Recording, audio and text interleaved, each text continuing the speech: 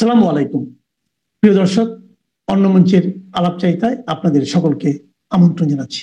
সুপ্রিয় সুধী, যে যেখান থেকে দেখছেন সবাইকে অনেক অনেক প্রীতি ও শুভেচ্ছা।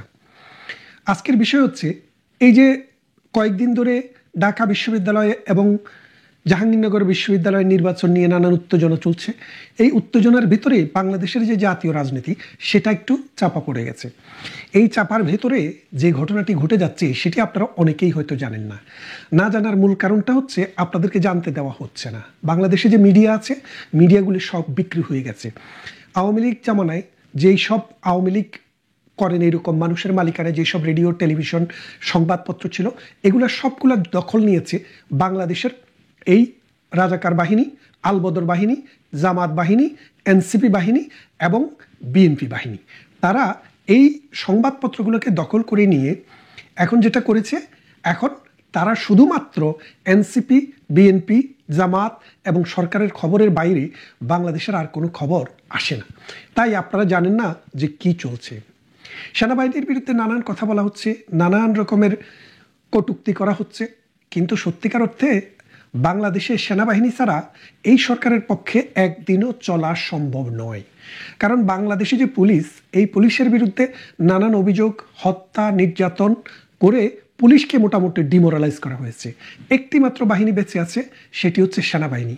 30,000 সেনাবাহিনী ব্যারাক থেকে আসে, তারা এই রাষ্ট্রের দায়িত্বে এখন নিয়োজিত আছে।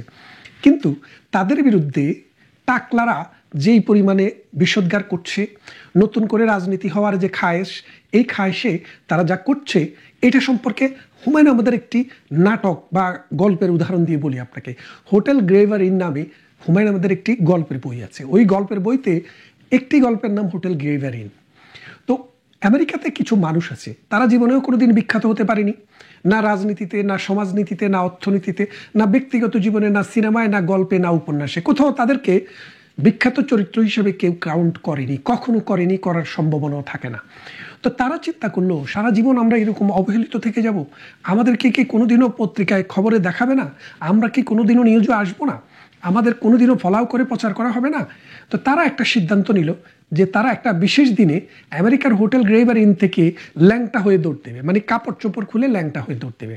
এই ল্যাংটা দৌড় দেখার জন্য সারা পৃথিবীর বড় বড় সাংবাদিক, যারা নিউ ইয়র্কে, যারা ম্যানহাটানে, যারা ওয়াশিংটন ডিসিতে, ক্যালিফোর্নিয়ায়, তারা এসে এই হোটেল গ্রেভারিনে এসে তারা তাদের ছবি তোলে, তাদের ভিডিও করে, পুরো বিশ্বে তারা চড়িয়ে দেয়, পত্রিকার হেড নিউজ হয়। তার মানে হচ্ছে নিজের কাপড় খুলে দৌড় দিয়ে বিখ্যাত হওয়ার যে একটা নজির আমেরিকার হোটেল গ্রেভারিনে সৃষ্টি করেছিল, বাংলাদেশে ওই টাকলা ব্যারিস্টাররাও ঠিক তাই করছে।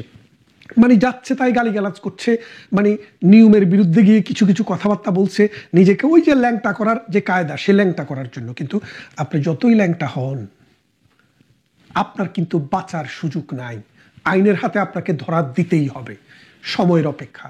তা এখন যেটা বলছিলাম যে ডক্টর ইউনূস জাহাঙ্গীরনগর বিশ্ববিদ্যালয়ের নির্বাচনের পর আজকে 3 দিন পরে যখন রেজাল্ট হলো, তখন ডক্টর ইউনূসের কিন্তু কাপড় চোপড় ভিজে যাওয়ার অবস্থা। কেন? কারণ ছোট্ট একটা ইউনিভার্সিটির নির্বাচন করতে যদি এইরকম হিমশিম খেতে হয়, ছোট্ট একটি ইউনিভার্সিটির নির্বাচন করতে যায় 11,000 ভোটারকে ম্যানেজ করতে গিয়ে, বিশ্ববিদ্যালয়ের এত শিক্ষক, এত তরুণ ছাত্র, পুলিশ, বিডিআর, আনসার, এত কিছু দেওয়ার পরও যদি একটি নির্বাচনের রেজাল্ট দিতে 3 দিন সময় লেগে যায় 11,000 ভোটে, সেই জায়গায় এই 18 কোটি মানুষের দেশ, 12 থেকে 13 কোটি ভোটার বা 14 কোটি ভোটার বা 12 কোটি ভোটার, এই 12 কোটি ভোটারকে সামলানোর কোনো ক্ষমতাই ডক্টর ইউনূসের নেই। তাই ডক্টর ইউনূস সিদ্ধান্ত নিয়েছেন বলে আমরা শুনেছি যে তিনি যেই কোনোভাবেই হোক ডিসেম্বরের আগেই তিনি পদত্যাগ করে সসম্মানে আমেরিকাতে চলে যাবেন, তিনার বাপের দেশে। সেখানে গিয়ে তিনি থাকবেন। আর এখানে ডক্টর ইউনূসের স্থলাভিষিক্ত কাকে করা যায়, এটা একটা ময়না তদন্ত চলছে। ময়না তদন্ত কেন বললাম? ময়না তদন্ত তো মৃত্যুর পর হয়। আসলে যে ডক্টর ইউনূসের প্রতি মানুষের যে মায়া, যে একটা মানে ভালোবাসা বা যে রকমের একটা বিশ্বাস ছিল, সেটা মারা গেছে অনেক আগে। এখন এই মারা যাওয়ার পর এটাকে এখন ময়না তদন্ত চলছে।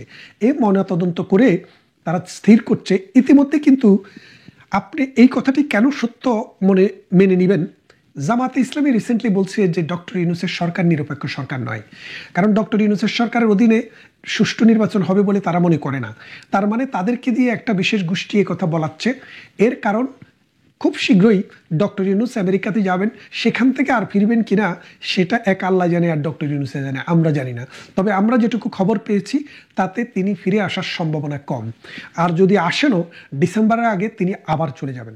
একটি সুষ্ঠু নির্বাচনের যে আশা মানুষের, যে আকাঙ্ক্ষা মানুষের, সেটা বাস্তবায়ন করা ডক্টর ইউনূসের সেই সক্ষমতা নেই। আপনারা দেখেছেন আমাদের প্রতিবেশী রাষ্ট্র এই মাত্র ঢাকার বাংলাদেশের বর্ডার থেকে, উত্তরবঙ্গের বর্ডার থেকে নেপালের দূরত্ব 32 কিলোমিটার। এই 32 কিলোমিটার দূরে নেপালে একটি অভ্যুত্থান হয়েছে, সরকার পতন হয়েছে, সরকার দেশ ত্যাগ করেছে, অনেককে হত্যা করা হয়েছে, ধ্বংস করা হয়েছে এবং পার্লামেন্ট ভবনটিকেও পুড়িয়ে দিয়ে জ্বালিয়ে দেওয়া হয়েছে। সেখানে দেখেন তারা দেশের যে প্রধান বিচারপতির কাছে ক্ষমতা দিয়ে তারা চলে গেছে। তারা বিচারের ক্ষমতার ভাগ চায় না, তারা কোনো বিভিন্ন প্রজেক্টের কাজ চায় না, তারা সচিবালয়ে দুর্নীতি চাঁদাবাজি করতে যায় না, তারা 32 নম্বরের মতো কোনো বাড়ি ভাঙার জন্য কোনো চিন্তাভাবনায় নেই। তারা যে চিন্তাভাবনায় আছে, তারা মাথা নত করে প্রধান বিচারপতির কাছে ক্ষমতা দিয়ে যে আপনি একটি সুষ্ঠু নির্বাচন করে আপনিও চলে যান, আমরাও আমাদের বিদ্যালয়ে ফিরে যাচ্ছি। কিন্তু আমাদের এই সাগুরা, আমাদের এই অসভ্য জ্যানজি, তারা কিন্তু স্কুলে ফিরে যায়নি, বিশ্ববিদ্যালয়ে ফিরে যায়নি, কলেজে ফিরে যায়নি। তারা 1 বছর থেকে টোকাইয়ের মতো ঢাকা, চিটাগং, রাজশাহী, খুলনা, বরিশাল, যশোর সব জায়গায় কোনায় কোনায় যেখানে সেখানে সাদাবাজি, সন্ত্রাস, ধর্ষণ, খুন, রাহাজানি এটাতে মিশে গিয়েছিল। এর ফলে যেটা হয়েছে যে জাতীয় যে চরিত্র, ছাত্রদের যে চরিত্র ছিল সেটা ধ্বংস হয়ে গেছে, একটা প্রজন্ম ধ্বংস হয়ে গেছে। আপনার একটা সরকার যদি ধ্বংস হয়, একটা সরকার যদি খারাপ হয়, এই সরকারকে বৃতায়ন করে নতুন সরকার আনা যায়, কিন্তু পরবর্তী যে প্রজন্ম, এই প্রজন্ম যদি ধ্বংস হয়ে যায় তাহলে সে দেশের আর কোনো আশা ভরসা থাকে না। বাংলাদেশের ভবিষ্যৎ প্রজন্ম ধ্বংস হয়ে গেছে অন্তত আগামী 10 বছরের জন্য। এই যে প্রজন্মটি ধ্বংস হয়েছে, এই ধ্বংসপ্রাপ্ত প্রজন্মকে নেতৃত্ব দিবে মৌলবাদী শক্তি, জঙ্গিবাদী শক্তি, 71-এর পরাজিত শক্তি এবং জামাতে ইসলামী, নেজামে ইসলামী, সরমনাই, এই রকম ধরনের মৌলবাদী শক্তিরা। এই মৌলবাদী শক্তিরা বাংলাদেশের মানুষের মুখকে ফিরিয়ে দিবে মধ্যযুগীয় বর্বরতার দিকে, নারীদেরকে ঠেলে দিবে শ্রমবাজারের বাইরে। মানুষের শ্রম, মানুষের জীবন, মানুষের অর্থনীতি, রাজনীতি সব কিছু কলুষিত হবে।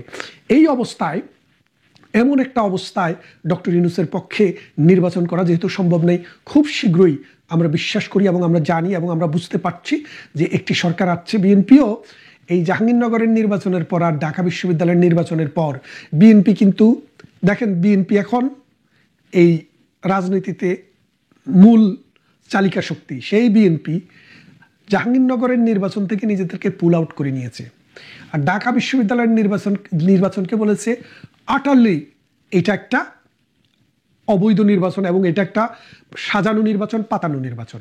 এবং এর ফলে কি হলো যে নির্বাচন ব্যবস্থায় যদি একটা ইউনিভার্সিটির নির্বাচন করতে না পারে একটা সরকার ক্ষমতায় থেকে, তাহলে তারা পুরো দেশের নির্বাচন করবো কিভাবে? তাই বিএনপিও তলে তলে আর্মির সাথে সমঝোতা করছে, আর্মির সাথে আলাপ আলোচনা হচ্ছে বিএনপির বড় বড় নেতাদের, যে কবে, কখন, কিভাবে একটি তত্ত্বাবধায়ক সরকার আসবে। আর্মি সেখানে সরাসরি সিনে আসবে না, আর্মি ব্যাকড, আর্মিরা নির্বাচন করে দিবে মানুষ, অথবা বিভিন্ন দল থেকে নির্বাচন করে দিবে মানুষ। সেই মানুষরা দেশ একটা নির্বাচনকালীন সরকার পরিচালনা করে একটি সুষ্ঠু নির্বাচন করবে। তাই ডক্টর ইউনূস অতদিনে তার যা হাতিয়ে নেওয়ার, যা বাগিয়ে নেওয়ার তা নিয়েছে। আর ওই যে সমন্বয়ক নামে যে সন্ত্রাসীরা, এনসিপি নামে যে সন্ত্রাসীরা, এরা কিন্তু এক একটা ফুলে কিন্তু কলা গাছ হয়ে গেছে। আপনারা দেখেছেন কিনা? আমরা ছোটবেলায় শুনতাম, হুজুররা বলতেন ওয়াজ করতে, যে যারা সুদ খায়, ঘুষ খায়, তাদের পেট মোটা হয়ে যায়। তো এই পেট মোটাদের দল কারা? এই যে দেখেন হাসনাত, সার্জিস, এগুলার কি অবস্থা, এক একটা গবর মতো হয়ে গেছে। অথচ 2024 সালের 5 আগস্টের আগে এক একটা চিপচিপে শরীর ছিল, আর এখন এক একটা টাকার পাহাড়, শরীরের পাহাড় এবং সন্ত্রাস দুর্নীতি করে সম্পদের পাহাড় বানিয়ে ফেলেছে।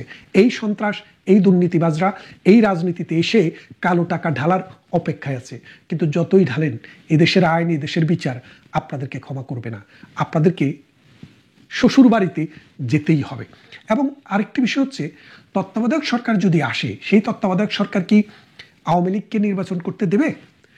গ্যারান্টি রাখেন এবং নিশ্চিতভাবে বলি, এই নতুন তত্ত্বাবধায়ক সরকার আসার পর প্রথম যে কাজটি হবে সেই কাজটি হবে সকল দলকে সমানভাবে সুযোগ দেওয়ার জন্য সকল দলের রাজনৈতিক কর্মকাণ্ডের উপর থেকে নিষেধাজ্ঞা প্রত্যাহার করা হবে। এবং এই নিষেধাজ্ঞা প্রত্যাহার করার পর বাংলাদেশ আওয়ামী লীগ মাঠে নামবে এবং তারাও নির্বাচনে অংশগ্রহণ করবে। নির্বাচনে অংশগ্রহণ করবে কি করবে না সেটা পরের কথা, কিন্তু আমাদের সাবেক যে প্রধানমন্ত্রী শেখ হাসিনা তিনি অলরেডি বলে দিয়েছেন যে আমরা বিশ্বাস করি তিনি, যদিও আমরা সাবেক বলছি কারণ উনি এখন দায়িত্বে নেই, কিন্তু কনস্টিটিউশনালি এখনো তিনি প্রধানমন্ত্রী। কারণ বাংলাদেশে যদি বৈধভাবে কোনো প্রধানমন্ত্রী নির্বাচিত হওয়ার আগ পর্যন্ত যিনি ইতিপূর্বে প্রধানমন্ত্রী ছিলেন তিনি প্রধানমন্ত্রী। তিনি বলেছেন যে আমরা ইউনূসের অধীনে নির্বাচন করব না। তাই ইউনূসকে অনেক দিক থেকে প্রেশার দেওয়া হয়েছে যে যেহেতু আপনার প্রতি আস্থা নেই এবং আস্থা রাখার মতো কোনো কিছু আপনি করেননি, কারণ আপনি ৭১কে বিতর্কিত করেছেন, রিসেট বাটন সেট করতে চেয়েছেন, আপনার বাস্টার্ড চাইল্ডকে দিয়ে নতুন রাজনৈতিক দল করে আপনি বাংলাদেশকে একটা জাহান্নাম বানানোর চেষ্টা করেছেন। সুতরাং আপনার যোগ শেষ, আপনি এখন ফোটেন। নতুন নির্বাচন হবে, নতুন নির্বাচন কমিশনও আসতে পারে, নতুন একটি সরকারও আসবে। সেই সরকারের কাজ হবে একটি সুষ্ঠু নির্বাচন করা। আর সেই নির্বাচনে প্রথম কাজ হবে সেই নতুন সরকারের আওয়ামী লীগ সহ যেসব রাজনৈতিক দলের উপর এই মানে নিষেধাজ্ঞা দেওয়া আছে, নিষেধাজ্ঞা বলতে কর্মসূচিতে, সেটা প্রত্যাহার করা হবে। আর সেই প্রত্যাহারের পর থেকেই আওয়ামী লীগ কর্মীরা মাঠে নামবে। আপনিও প্রস্তুত থাকেন, আমরাও প্রস্তুত। দেখা হবে বেশ জোরে সোরেই আমরা আবার মাঠে ময়দানে জয় বাংলা জয় বঙ্গবন্ধু স্লোগানে মুখরিত করব বাংলার আকাশ বাতাস, এবং মুক্তিযুদ্ধের চেতনায় আবার মুখরিত হবে বাংলাদেশের মাঠঘাট, এবং বাংলাদেশ তার কাঙ্ক্ষিত যে লক্ষ্য একটি সুন্দর সুশৃঙ্খল অসাম্প্রদায়িক গণতান্ত্রিক এবং উন্নত বাংলাদেশ, সেটির দিকে আমরা আগাতে থাকব। বাংলাদেশের রাজনীতিতে প্যারালালি অনেকগুলো ডেভেলপমেন্ট হচ্ছে। আমরা যখন একটা বিষয়ে কথা বলি ভাববেন না যে ওইটাই একটা বিষয়, আরো একই সাথে অনেক ঘটনা ঘটছে। আবার আপনারা অনেক প্রশ্ন করেন আমাদের, কিন্তু কোনো প্রশ্নেরই আসলে স্ট্রেইট ফরওয়ার্ড এই মুহূর্তে উত্তর নেই। তবে যেহেতু প্রশ্নগুলো উত্থাপিত হচ্ছে, প্যারালালি অনেক ডেভেলপমেন্ট হচ্ছে, কোথাও না কোথাও গিয়ে আমরা পৌঁছবো। ধারণা করা হচ্ছিল যে সেপ্টেম্বর মাসে কোনো একটা চেঞ্জ হতে পারে, কিন্তু এর মাঝখানে আবার যে অ্যাপিল ডিভিশনের যে কেয়ারটেকার গভর্নমেন্টের বিষয়ে একটা রিভিউ জাজমেন্টের ডেট ঠিক করেছে 21শে অক্টোবর তারা তাদের অবজারভেশন দেবেন। আবার সেপ্টেম্বরে বেশ কিছু বিদেশি প্রতিনিধি দল ঘুরে গেছে, আরো ঘুরবে। এই ইউরোপ থেকে একটা মানবাধিকার কমিশনের একটা টিম আসবে, তারা বাংলাদেশের বর্তমান মানবাধিকার পরিস্থিতি নিয়ে কিন্তু তারা প্রচুর অভিযোগ পাচ্ছে প্রতিদিন। সুতরাং তারা সিদ্ধান্ত নিয়েছে যে তাদের একটা প্রতিনিধি দল বাংলাদেশে এসে বাংলাদেশের মানবাধিকার পরিস্থিতি নিয়ে সরে জমিনে তারা বিভিন্ন প্রতিষ্ঠান, রাজনৈতিক দল, মানুষের সাথে কথা বলবেন। সো এই অবস্থায় গতকাল, ইট মে বি পরশুদিন, আমার ঠিক খেয়াল নেই, সকাল 8:30টায় বঙ্গভবনে আমাদের রাষ্ট্রপতি শাহাবুদ্দিন আহমেদ চুপ্পুর সাথে সেনাপ্রধান জেনারেল ওয়াকার খান এবং chief of general staff army Mizanur Rahman Shamim, lieutenant general Shamim নামেই তিনি পরিচিত, তো লেফটেন্যান্ট জেনারেল শামীম এবং জেনারেল ওয়াকার রাষ্ট্রপতির সাথে দেখা করেন। এবং এই দেখা করার খবরটা কিন্তু অনেকের কাছেই চলে গেছে, এবং সেই থেকে একটা আগ্রহ ছিল যে তাদের হঠাৎ করে দেখা করা। এবং জেনারেল ওয়াকার সাধারণত একা যান অথবা তিনি 3 বাহিনীর প্রধানকে নিয়ে যান, কিন্তু হঠাৎ করে লেফটেন্যান্ট জেনারেল শামীমকে কেন নিয়ে গেলেন, তো এটা নিয়ে একটা কথাবার্তা হচ্ছে। কিন্তু যেহেতু এই 3 জনের ভেতরে এই বৈঠকটা ছিল, এটা খবর পাওয়াটা একটু, মানে এই নিউজটা খুব একটা আসেনি এবং আমি কোথাও দেখিনি। But I kept on trying যে তাদের ভেতরে কি আলোচনা হয়েছিল। তাদের ভেতরে আসলে এটা একটা বলা যায় যে পারস্পরিক কুশল বিনিময়, শরীর স্বাস্থ্যের খবর নেয়, এগুলো হয়েছে। কিন্তু জেনারেল ওয়াকার গিয়েছিলেন বেসিক্যালি প্রেসিডেন্টকে কিছু বিহাইন্ড দ্য সিন যে ডেভেলপমেন্ট হচ্ছে সেই ডেভেলপমেন্ট সম্পর্কে প্রেসিডেন্টকে ইনফর্ম করতে গিয়েছিলেন। তার মধ্যে একটা হলো যে আপনারা জানেন যে ডক্টর ইউনূসের প্রস্থান নিয়ে কিন্তু বেশ আলোচনা হচ্ছে। এই দেশের ভেতরের যেসব স্টেক হোল্ডার্স আছে এবং দেশের বাইরে যারা রয়েছেন, যারা বিশেষ করে আমেরিকা, ভারত যারা রয়েছে, যেসব দেশ আমাদের ইন্টারনাল পলিটিক্স এবং বর্তমান সিচুয়েশনের সাথে কোনো না কোনোভাবে ইনভলভ, যদিও আপনি যদি জিজ্ঞেস করেন তারা বলবে এটা বাংলাদেশের আভ্যন্তরীণ ব্যাপার, আমরা জানি না, কিন্তু বিষয়টা রাজনীতি তো আপনারা জানেন। তো একটা মুভ আছে ডক্টর ইউনূসকে সরিয়ে দেওয়ার। তো সেই ক্ষেত্রে জেনারেল ওয়াকার আসলে রাষ্ট্রপতিকে এই বিষয়টাই জানাতে গিয়েছিলেন এবং বলেছিলেন যে ডক্টর ইউনূস চলে গেলে কি হবে। তো রাষ্ট্রপতি বেসিক্যালি আজকাল যেটা হয়েছে, তিনি শুনেন বেশি, বলেন কম। তো তিনি শুনেছেন এবং তিনি বলেছেন যে দেখেন, আপনারা যে সিদ্ধান্ত নেন আমার কাছে যদি সইয়ের জন্য আসে আমি সই করে দেবো, কারণ আমি তো এই রাজনৈতিক সিদ্ধান্ত বা এই পরিবর্তন এই বিষয়গুলোর সাথে ইনভলভ না। আমি একটা আলংকরিক পদে রয়েছি, সুতরাং আপনারা যে সিদ্ধান্ত নেবেন, যদি ডক্টর ইউনূস চলে যেতে চায়, উনি নিজে পদত্যাগ করে বা যাই হোক, আমার যদি অ্যাপ্রুভাল দরকার হয় সেই অ্যাপ্রুভালটা আমি করে দেব। তো এইটা ছিল কি আলোচনা। এই আলোচনায় কেন লেফটেন্যান্ট জেনারেল শামীমকে নিয়ে গেলেন, এটা নিয়েও একটা কথা উঠেছে। কারণ কারণ আরো একটা মুভ আছে যে সেনা প্রধানের পদ থেকে ওয়াকার খানকেই বরং সরিয়ে দেওয়া হবে, এরকমও একটা মুভ কিন্তু আছে। ওয়াকারের বিরোধিতা এখন অনেক বেশি, আগের যে কোনো সময়ের চাইতে ওয়াকারকে সরিয়ে দেওয়ার জন্য জাতীয় আন্তর্জাতিক তৎপরতাগুলো কাজ করছে, এবং এমনকি আমেরিকা ও তার উপর হ্যাপি না। আমি আপনাদের জানিয়ে রাখলাম, খুব লেটেস্ট ডেভেলপমেন্ট হলো। তো ওয়াকার সরে গেলে কে আসবে সেটা নিয়েও তো, কে হবে পরবর্তী সেনা প্রধান, এগুলো নিয়ে আলোচনা হচ্ছে। দুজনের নাম আসছে, তার মধ্যে একজন হলো এই লেফটেন্যান্ট জেনারেল শামীম। এই শামীমকে এই কারণে রাষ্ট্রপতির কাছে নিয়ে গেছে কারণ ওয়াকার জানেন যে হয়তো তিনি যেতে চান না। First thing, he doesn't want to go. তিনি সেনা প্রধান হিসেবে তার 3 বছরের যে মেয়াদ সেটা তিনি শেষ করতে চান, এবং এর জন্য তিনি সবার কাছে গিয়েছেন। তিনি বিএনপির সাথে আপোষ করেছেন, তিনি জামাতের তো আগের থেকে তিনি নিজেই জামাত, তিনি ইউনূসের সাথে অনেক ছাড় দিয়ে চলাচল করেন। তিনি দেশের অনেক ক্ষতিকেও গায়ে নেননি নিজের পথ ধরে রাখার জন্য, কিন্তু তিনি এটাও জানেন যে তাকেও হয়তো চলে যেতে পারে, এবং তিনি চলে গেলে তার পদে আসার একটা সম্ভাব্য নাম হলো এই লেফটেন্যান্ট জেনারেল শামীম। তো শামীমকে তিনি নিয়ে গেছেন যাতে শামীমও দেখলো ব্যাপারগুলো কি হয়। শামীমকে তিনি এনগেজ করলেন বিষয়গুলোর মধ্যে দিয়ে। তো এভাবে চলছে, অনেক অনেক আপডেট হচ্ছে। আমি চেষ্টা করব যে একসাথে সব না বলে মাঝে মাঝে বলতে। তো আজ এ পর্যন্তই। ভালো থাকবেন, সুস্থ থাকবেন। তার